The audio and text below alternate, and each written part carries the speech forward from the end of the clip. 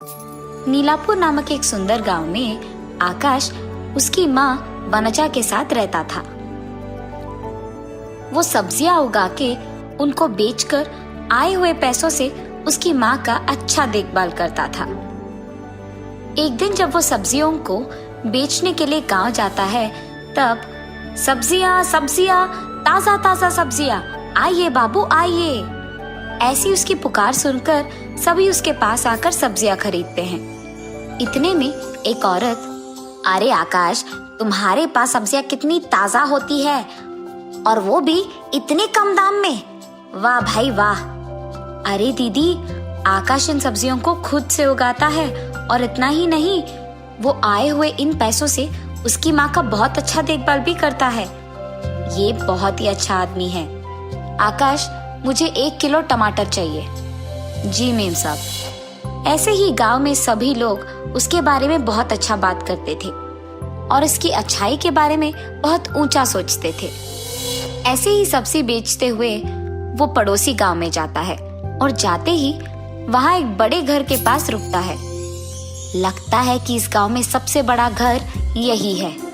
इस घर में जरूर बहुत सारा पैसा और सोना मिलेगा। इस गांव में मैं इसी घर से चोरी करना शुरू करूंगा। आज रात जब सभी सो जाएंगे, इस घर को आके मैं चोरी करूंगा। हाँ, ये सोचकर वो वहां से चले जाता है। उसके योजना के अनुसार ही उस रात को वो उस पड़ोसी गांव के बड़े घर में चोरी करने जाता है। हाँ, लगता है कि आजू बाजू के सारे लोग सो गए हैं। यही अच्छा मौका है इस घर में घुसने का। ये सोचकर वो उस घर में घुस के पूरा पैसा और सोना वहां से चोरी करके निकल जाता है। घर पहुंचते ही अपनी माँ को सोते हुए देख वो चुपचाप एक और कमरे में चले जाता है। हाँ, बहुत दिनों से मैं सुबह में ताजा सब्जियों को बेचकर रात के समय में इसे चोरी कर रहा हूँ, लेकिन आज मैं और भी पैसे लाया हूँ। एक बार मुझे इकट्ठा किए हुए इन सारे पैसे और सोने को देखना होगा। ये फैसला करके वो उसके कमरे में इकट्ठा किए हुए सारे पैसे, गहने और सोना को निकालकर एक जगह पे रख देता है। बाप रे, मैंने क्या इतने पैसे और सोना चोरी किया है? ऐसे वो चौंक जाता है। इतना सारा पैसा और सोना मैं घर पे लगाऊंगा तो मुसीबत आ जाएगी। मुझे जल्द से जल्द इसे कहीं छुपा देना होगा, लेकिन मैं इसे भला कहाँ छुपा पाऊंगा? इस सोच में पड़ जाता है। हाँ, अगर मैं इस सब पैसे को एक ऐसी जगह पे छुपाऊंगा जहाँ कोई लोग नहीं आ पाएंगे, तो यानी जमीन के ऊपर नहीं बल्कि जमीन के नीचे एक घर बना के अगर मैं सारे पैसे और गहने और सोने को छुपाऊंगा तो कोई भी नहीं आएगा वहां और किसी को कभी भी पता नहीं चलेगा। ऐसे वो उसके फैसले के मुताबिक ही जमीन के नीचे एक घर बनाता है और उसमें इस सारे सोने, पैसे और गहनों को छुपा देता है। हाय भगवान, अच्छा हुआ कि मैंने ये सब कर दिया। अब इस जगह में कोई भी नहीं आ पाएगा और तो और चोरी के सारे पैसों को यही छुपा पाऊंगा और जब मन चाहे मैं यहाँ आके आराम कर पाऊंगा। तब वो उस घर से बाहर आके जमीन के ऊपर पहुंचता है और उस रास्ते को ऐसे छुपा देता है कि किसी और को शक भी ना आए और तब वहां से खुशी खुशी चले जाता है।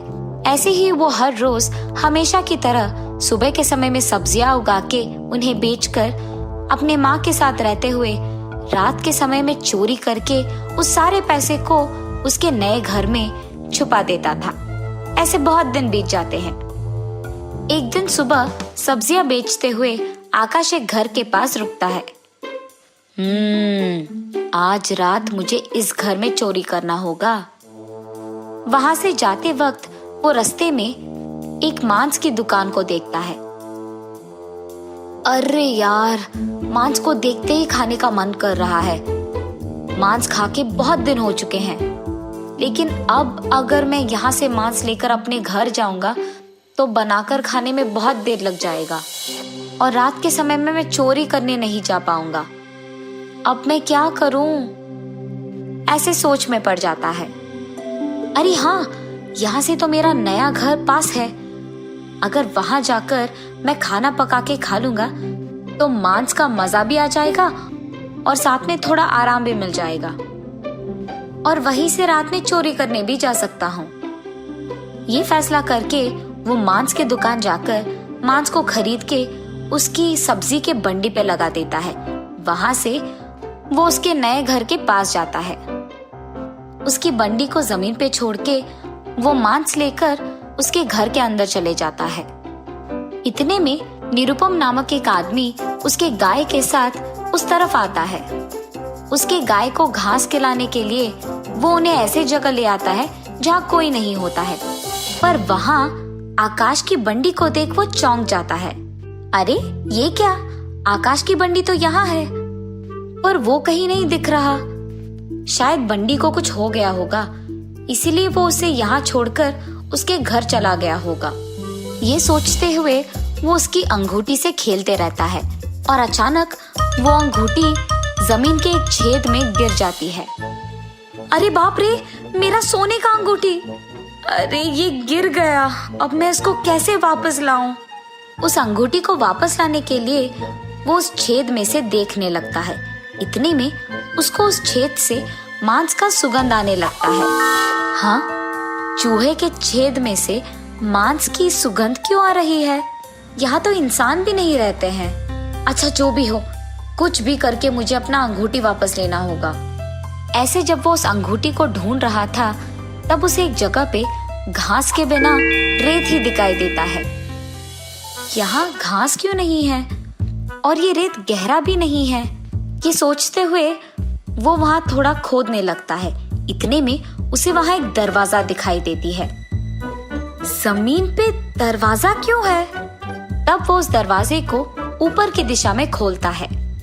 वहां सीढ़ियों को देख वो आश्चर्यचकित हो जाता है। यहाँ सीढ़ियां क्यों है?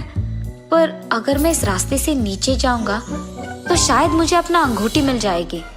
जब वो सीढ़ियों से नीचे पहुंचता है तो वहां सोना, चांदी, गहने, मोती, पैसे देख वो चौंक जाता है।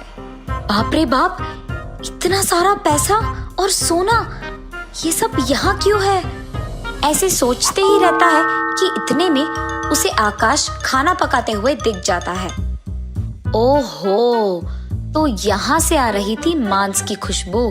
दिन के समय में गांव में सब्जी बेचते हुए और सबसे अच्छा रहते हुए इसने जो नकल डाला है वो बहुत गलत है। मुझे जल्द से जल्द सबके सामने इसका नकल उतारना होगा। तब निरुपम तुरंत वहां से चले जाता है। गांव जाकर वहां के सारे लोगों को आकाश की सच्चाई के बारे में बताकर उन सबको उस घर की ओर ले आता है। जमीन के नीचे निर्मित किए हुए घर में सोना, चांदी, गहने, मोती और उतना सारा पैसा देख गांव वाले दंग रह जाते हैं। आहा, मेरा मनपसंद मांस का खाना अब बन गया है, बस इसे खाने की देरी है।